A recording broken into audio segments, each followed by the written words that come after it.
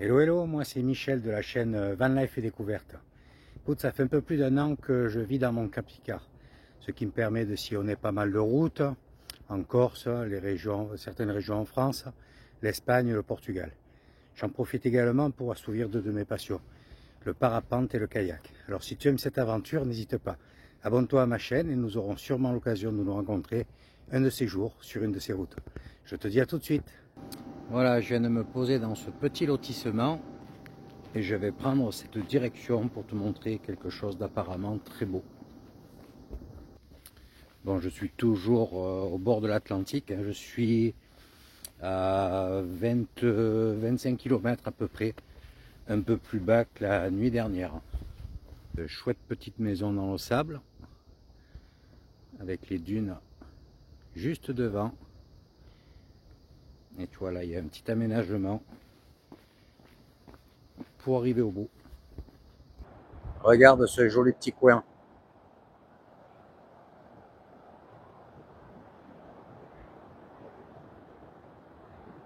Ces belles petites barres.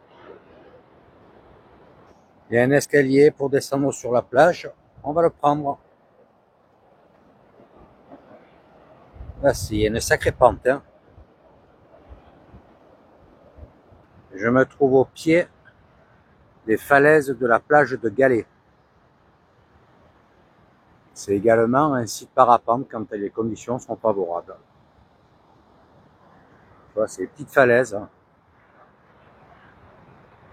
tout le long de la plage. L'océan est d'une clarté. Ah, c'est sublime.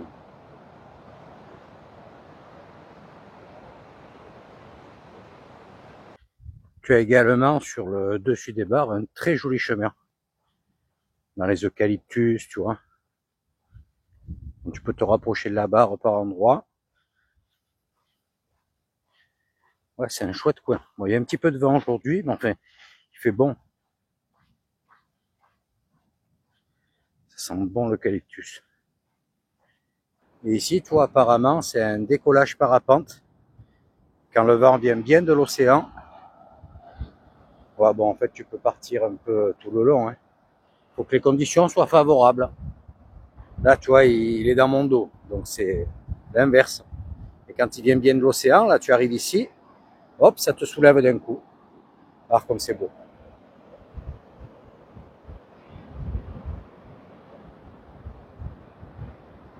Superbe endroit. Très belle découverte. J'ai fait une bonne petite balade là sur les barres.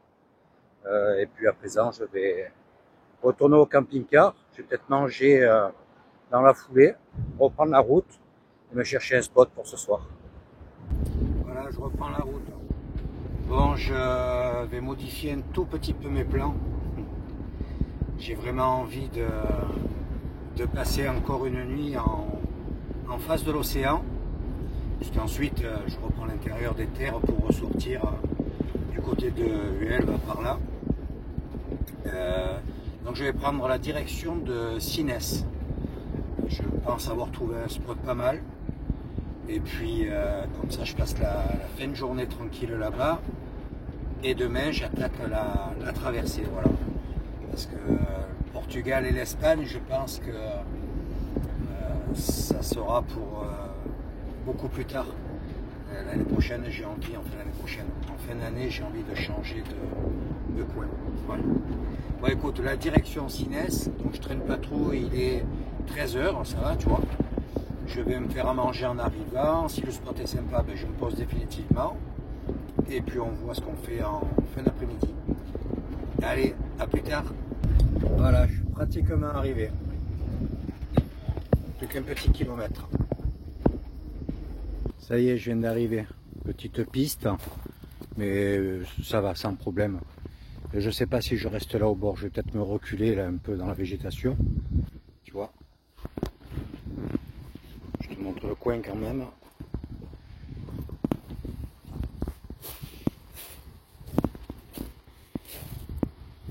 Dommage qu'on puisse pas s'approcher davantage.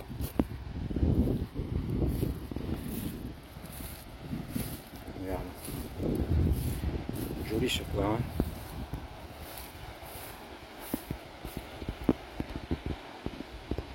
Peut-être lui, là, quand il s'en ira, c'est un gars qui pêche, là, il est tout là-bas au bout, là.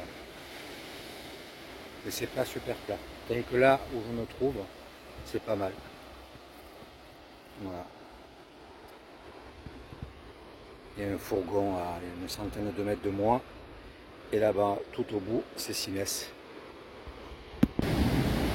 C'est un très joli coin. Hein. Là, c'est un petit peu agité à cet endroit. Mais l'océan est calme. Hein.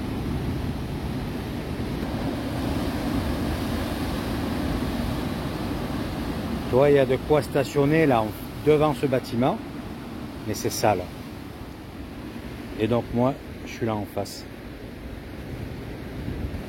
Bon, il est un peu plus de 14 h à présent. Je commence à avoir faim.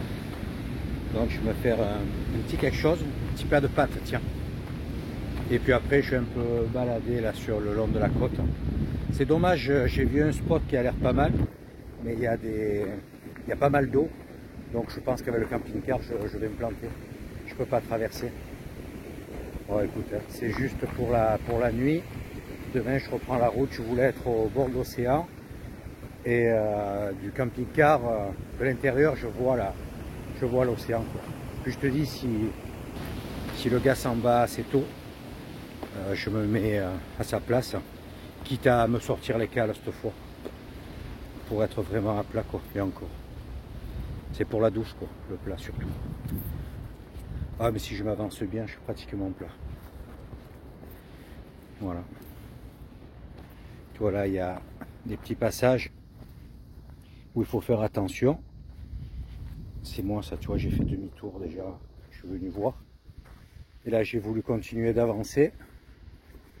J'ai vu que là-bas au fond, il y avait du plat. Mais voilà ce qu'il y a au milieu. Donc tu vois, ça c'est... Si c'est mou au fond, je reste planté là. Puis bon, c'est pas... Il y a plein d'eau qui sort, tu vois, un peu plus loin. Donc ça sert à rien d'essayer de faire... Et tu vois qu'il n'y a pas beaucoup de monde qui se sont tentés là-dedans. Non. Là, je reste planté bien comme il faut. Voilà. Et je vois tout en haut. Là, tu as une passerelle pour promener. Donc je vais aller faire un tour tout à l'heure. Petit tour à pied sur la côte. Je vais prendre la passerelle en bois. Là, j'ai fait le bord là, depuis le camping-car. Et je vais monter en face là. Tu vois, je suis garé là-bas au fond. J'ai fait la côte là où il y a les pompiers et les pêcheurs. Et là, je prends cette passerelle.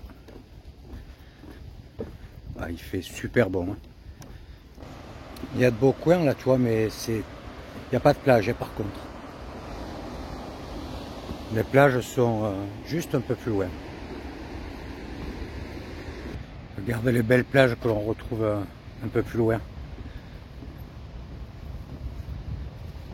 Il y a vraiment un très bel aménagement. Je ne sais pas si c'est... il n'y avait pas de panneau à l'entrée. Si tu as le droit de le prendre en vélo également. Regarde, ça faisait un beau spot là. Ils ont fermé. Voilà, je vois qu'ils ont mis des pieux là en face. Voilà, je suis devant cette belle plage. Super large, très longue. Tu vois, ici aussi, il y a une belle esplanade. Bon, tu es un peu plus loin de l'océan, mais c'est du stabilisé. C'est des grands parkings. Là-bas, au fond, tu vois, c'est plat, là où il y a le camping-car également. Donc, tu as beaucoup de place. Hein. Puis, il n'y a aucun panneau interdisant le stationnement des camping-cars. Bon, là, c'est bien au plat, tout ce que tu veux. Bon, tu entends l'océan, c'est tout. Tu as un bout, tu vois, si tu te mets par là, tu vois un peu l'océan, mais bon. Par contre, c'est très propre. Là, on profite encore un peu du coin. Je rentre par le petit chemin, là, au bord des falaises. C'est tellement joli. Voilà, c'est bien agréable de marcher là. Par contre, il y a énormément de fourmis. Il faut que je regarde autour du camping-car aussi, tiens. C'est plein de petites fourmis noires. Et même qu'on trouve encore, on dirait. Ouais, là, ça cogne. Hein. Il fait vraiment super bon. Donc là, il me reste allez, 10-15 minutes pour arriver au camping-car, grand max. Et puis je vais faire un petit peu de montage. Comme je termine la virée sur le Portugal, je profite aussi de ma carte, la carte SIM illimitée. Après, une fois de retour en Espagne, je ne sais pas si les datas de la carte portugaise pourront fonctionner, si le réseau fonctionne. Je ne sais pas du tout, ça sera à voir. Parce que là, j'ai encore une dizaine de jours, logiquement, avant de renouveler. Bon, de toute façon, en Espagne, il me faudra reprendre une carte, soit chez Vodafone, soit un autre opérateur. Ça sera la même formule sans doute. Hein. 30 € pour 100 gigas, à moins que je trouve l'équivalent de ce que j'ai eu chez Vodafone Portugal, 35 € en illimité, ce qui est quand même beaucoup plus intéressant. Voilà. Écoute, là je vais encore un petit peu longer sur le bord des falaises et remonter sur la passerelle. Voilà, la journée se termine. Bon, j'ai un peu la flemme de bouger le camping-car, donc je vais rester là. Écoute, je suis bien à place et je suis tout aussi bien. Bon, tout le monde est parti, je suis tout seul. Il n'y a vraiment plus personne, plus un pêcheur, le fourgon est parti. La nuit sera très calme. Allez, je te dis à demain, passe une bonne soirée. Ciao, ciao. Hello, hello. Voilà, j'entame la traversée du Portugal. Plus que quelques kilomètres et je serai en Espagne. J'ai profité d'une superbe journée pour rester au bord de l'océan. Là, c'est la fin d'après-midi, il est presque 17 h. Donc, je prends la route pour faire une quarantaine de kilomètres, 40-50 kilomètres. J'ai repéré 2-3 endroits où passer la nuit. Comme ça, ça me rapproche de la frontière. Le plus court chemin serait de repasser par Mertol. Bon, ça m'embête un peu, ça fait 2 fois que je passe. Donc il y a une route par Béja qui sort un peu plus haut. Ça me fait un peu plus de kilomètres. Mais au moins je connais un nouveau coin. Bon, il y a juste une petite chose, mais bon, je doute fort. C'est qu'avant Mertol, il y a un site parapente sur un tout petit mont. Donc tu as quoi, 20 minutes de marche pour arriver au déco. Voilà, c'est toujours pareil, une histoire de conditions. Donc c'est pour ça que je ne veux pas trop faire de kilomètres ce soir. Me poser, tu vois, juste avant cet embranchement, soit Béja, soit Mertol, pour prendre une décision au dernier moment. Là, je suis presque arrivé et la route est comme ça depuis le début. Belle route dans des chênes lièges. J'ai 2 possibilités, soit une aire référencée, soit un point de chute en plein air, mais je crois qu'il est aussi référencé. Je vais voir si j'arrive à voir, je vais voir si c'est pas trop sombre, si c'est pas dans un terrain trop humide, je préfère me mettre en pleine nature. Moi, j'en ai pour 8 minutes. Allez, je te reprends à l'arrivée.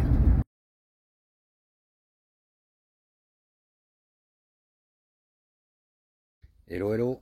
Voilà, écoute, je suis arrivé hier soir à la tombée de la nuit et du coup, bon, ben, je me suis mis à parler avec des gens qui sont sur l'air. Il n'y a pratiquement que des Français. Je te la présente. Voilà, tu vois, il y a des emplacements délimités avec des haies. Et en face, c'est comme ça. Bon, les emplacements sont très larges, ils font plus de 4 mètres de large. Et là, tu as l'air pour les eaux. Ah, c'est le même principe que l'autre air, tu sais. Regarde, il y a encore l'air de lavage pour les vélos. Les eaux grises derrière, donc les eaux noires et l'eau potable. Une petite aire bien sympathique dans un tout petit village où se trouve, oh attends, je suis en plein contre-jour, où se trouve une mine. Donc avant de reprendre la route, je vais essayer de la découvrir. J'arrive devant la mine, alors apparemment les visites ne se font que le week-end, mais il y aurait possibilité de tourner dans la mine, enfin pas dans la mine, sur le terrain. Ah, j'ai le soleil en face, quel dommage.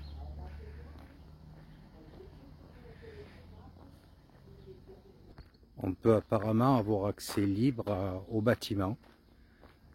Donc il y aurait une retenue d'eau, mais de l'eau, je ne sais plus comment ils appellent ça, toxique. Je ne sais pas du tout ce qu'il y avait comme produit dans cette mine. Il y a un petit panneau explicatif.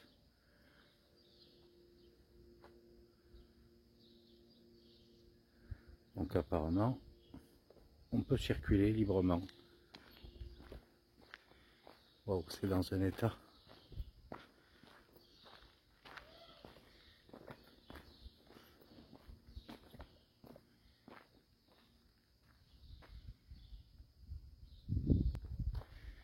Ouais, c'est même impressionnant qu'ils laissent les gens circuler librement là-dedans. Il y a un peu des sculptures, tu vois, par endroits.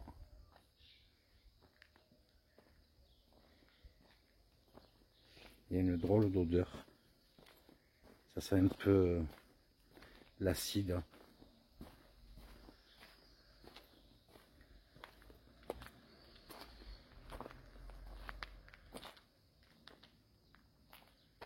Là, il y avait des coffrets électriques. Et tu vois, ça sent le brûlé, ça sent... C'est vraiment bizarre. Je ne sais pas du tout ce que c'est. Faut que je me renseigne. Là, je suis arrivé par cette route, tu vois. Ouais, elle est là-bas, la retenue. Ah ben, il y a des caillebotis, tu vois, ça doit être pour faire le circuit. Je vais descendre, je vais faire le tour. Ouais. Voilà, dedans, il faut pas s'amuser à sauter, enjamber. C'est plein de ferraille, bien rouillé. Il faut bien regarder où tu mets les pieds. Là, tu vois, il y a un mont avec les déchets. Ces bâtiments de briques.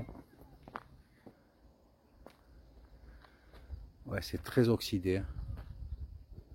La partie extérieure de la mine est quand même très grande. Je vais suivre ce caillebotis là-bas en face. Mais avant, je vais regarder je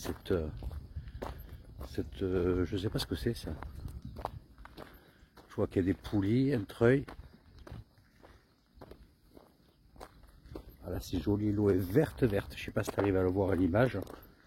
Et à côté, il y a la retenue où l'eau est toxique. Tu vois, c'est là en bas. Mais on va faire le tour de toute façon. Alors, je sais pas si c'était du fer, du cuivre ou autre chose. Il faut à tout prix que je me renseigne. Alors, tout en marchant, j'ai regardé sur internet. C'est une mine de pyrite. Voilà. Donc, il y a un tunnel de la visite guidée et payante, mais uniquement le week-end.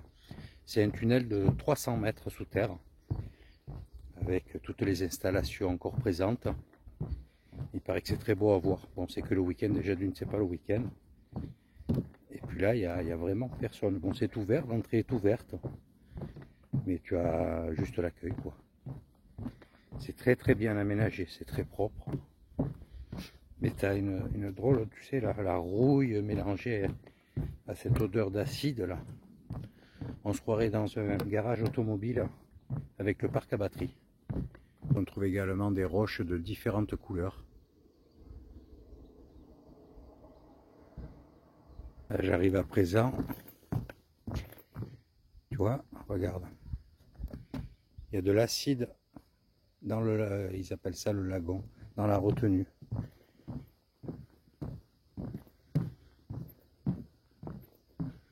Ah, c'est une couleur magnifique. Un petit panneau explicatif avec les strates, avec les couches différentes de roches, l'acide volcanique. Ouais. À ne pas mettre la main ou les pieds là-dedans. Hein. C'est pour ça qu'il y a cette odeur. Et là, je suis devant un tout autre spectacle. Une eau couleur rouille.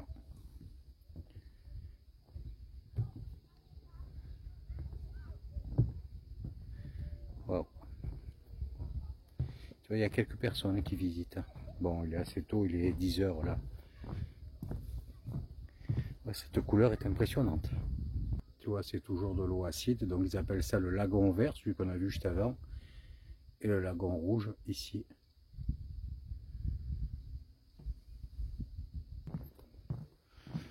Ouais, cette odeur te prend un petit peu au nez. Hein.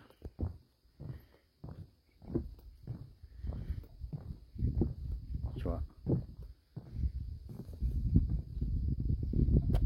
La découverte, je ne sais pas si on peut encore circuler à l'extérieur. Je vais m'avancer, je vais voir là, il y a des employés avec plein d'inspecteurs, je ne sais pas ce qu'ils font. Tu vois, je pense que c'est l'entrée de la mine là, parce que la fille vient de me dire que la porte était ouverte, mais qu'on ne peut pas rentrer.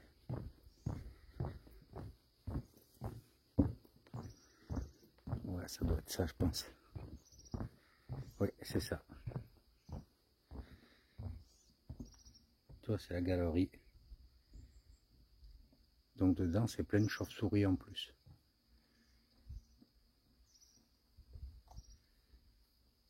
« 280 mètres, tu vois, de profondeur. Tu vois, ça se passe là. Là, j'ai un peu de soleil, j'espère que tu vois. De côté, tu vois peut-être mieux. Je continue d'avancer. Écoute, il y a toujours des caillebotis, donc là-bas, je vois un panneau en face. Donc, c'est la continuité de la retenue ici, où l'eau change petit à petit de couleur.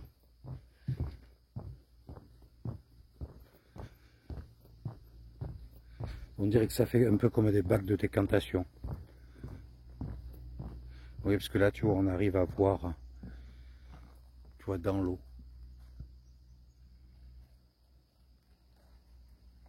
Ça donne pas envie de se baigner là-dedans. Hein. C'est une belle petite visite et en plus, tu fais une petite promenade bien sympathique. Tu vois, on est dans un sous-bois. C'est bien joli. Il y a une rivière qui coule, tu vois, qui alimente donc ces retenues. Sans doute, en partie. Ça doit filer là-bas en face, tu vois. Bon, là, l'eau est partiellement claire.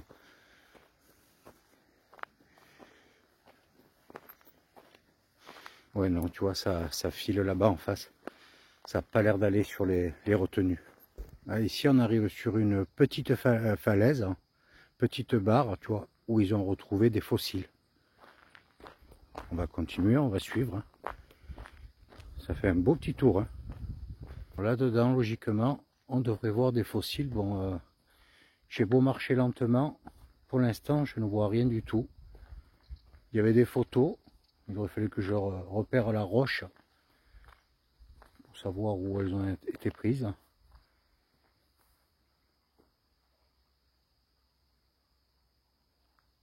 Ouais. J'arrive pas, j'en vois pas là, je n'en vois pas. Tu vois, par moment, ça se casse la figure. Donc je pense que s'il y a des fossiles, ils doivent partir avec. Et c'est étonnant que ça soit pas sécurisé, quoi. Enfin, pour pas que les gens grattent, essaient de prélever. Il y a de belles couleurs de roche là.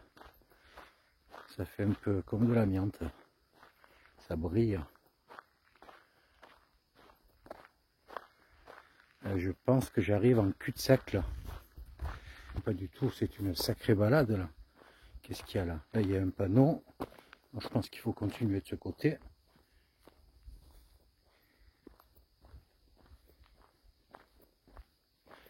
Il y a comme des bassins de décantation. avec un système de pompage. Et tu vois là, l'eau vient de ce côté, je vois le courant. Elle est claire, mais bon.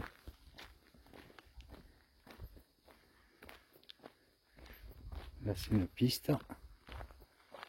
Et je vais remonter de l'autre côté. Je pense que il vaut mieux monter du côté des panneaux. Pas fait attention, mais tu vois toute la retenue, c'est du revêtement comme les kayaks là. Ça a l'air très épais. C'est comme les bâches. Ouais. Tu vois, on est parti de là. On est descendu au lagon, on a fait les deux. Là, il y a la mine là-dedans. J'ai pris ce chemin. Attends, voilà, je suis arrivé là. Et là, je pense que si je fais ça, je devrais pouvoir remonter. Donc peut-être de l'autre côté. Et non pas par là. Tout le long, c'est plein de ces bassins.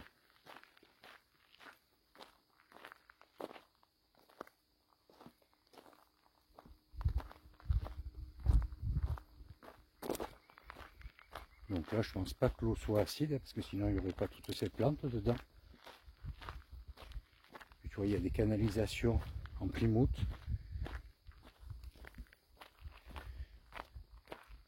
Ouais. Sacrée installation qui ne sert plus depuis très longtemps. Quand je dis très longtemps, je sais pas, peut-être 2-3 ans, parce que tu vois, les tuyaux sont pas vraiment abîmés. Peut-être un peu plus. Hop, il y a une sacrée étendue. Hein. Je pense qu'on arrive sur les dernières retenues. Tu vois, là, c'est un peu plus propre. Il y a plus d'eau. Il y a plus de végétation, tu vois. Ouais. Une sacrée installation. On arrive à la fin, là, tu vois. Ça fait vraiment comme des bacs de décantation. Ici, il y a de nouveau une retenue. Alors ce chemin en principe me permet d'arriver à la mine à l'entrée du village. Et celui qui était de l'autre côté, tu retournes au lagon rouge.